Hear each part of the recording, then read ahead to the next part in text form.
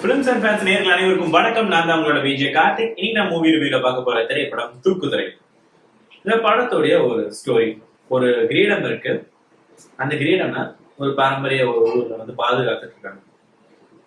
Cut பண்ணா ஒரு கொஞ்சம் வருஷங்கள், ஒரு 10 வருஷம், 15 வருஷம், 20 வருஷம் கழிச்சு ஒரு ஸ்டோரி ஓபன் ஆகுது. அந்த இடத்துல ஒரு ஊர்ல ஒரு பயங்கரமா கிராண்டா ஒரு திருவிழா நடக்குது. அந்த திருவிழால ஃபேமிலி வந்து பயங்கர பத்திரமா பாதுகாத்துட்டு இருக்கக்கூடிய அந்த கிரீடத்தை திருடுறதுக்காக ஒரு கும்பல் வருது. அந்த கிரீடத்தை அந்த கும்பல் திருடினாங்களா இல்லையா அப்படிங்கறதான் தூக்குதுறை படத்துடைய மொத்த கதையை.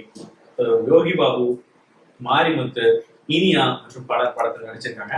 இதுல வந்து யோகி பாபு ஆஸ் யூஷுவல் அவருடைய காமெடி மூலமா வந்து அங்கங்க சிரிக்க வச்சிருக்காரு. பட் ஸ்டில் நிறைய இடத்துல காமெடி ஒர்க் அவுட் ஆகும் போயிடுச்சோ அப்படிங்கிற இதுதான் இருந்துச்சு.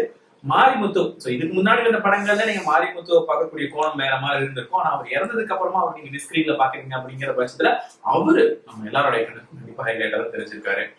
இது போக இனியாவோட ஆக்டிங் ஷட்டிலா இருந்துச்சு. ஓகேவான ஆக்டிங் தான். பட் ஸ்டில் படத்தை நோட் பண்ற மாதிரியான கேரக்டர்ஸ் பெருசா யாருமே கிடையாது.